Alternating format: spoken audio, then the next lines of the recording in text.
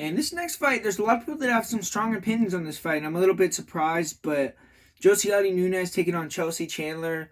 Nunes 3-0 in the UFC, and finally coming down to 135 and maybe trying to make a run. I mean, she's had these weird fights at 145, has been fighting really low level competition, and I don't really know what Nunes' future is, but like I said, now at 135, she actually has a real chance to move up in the rankings and do something with her career. And Chelsea Chandler, um, she's also someone that's fought all her fights at 145 and now it's coming down to 135. Her last fight, she fought in the UFC and fought Norma Dumont and didn't go good for her. But she kind of got turned into a meme, really dominated over 3 rounds. But 33 years old, I think she's in a weird position because we don't really have an idea of her actual level. I mean, if she could beat Nunes, we'll have a little bit of a better picture.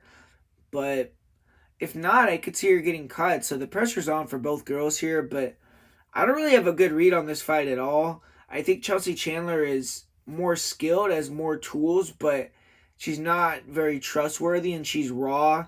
Josiane Nunes isn't great, but she brings intensity and power, which gets you a long way in female MMA. And Chandler is going to be way bigger, and that'll matter if this fight's clinch heavy or if Chandler gets on top. But as far as in the striking, I don't see her size being an advantage because she doesn't control distance.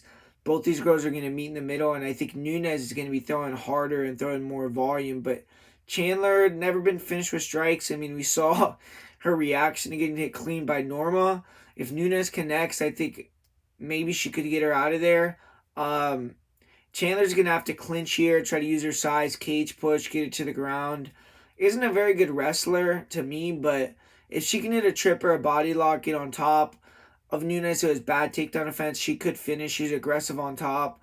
Her takedown offense is really bad. I don't really see that being a factor here. Um, as a pure pick, I'm going to say Nunes wins via second round KO TKO, but just don't have a lot of confidence in my prediction on this fight, and I think it's a low level fight that's kind of hard to predict either side here.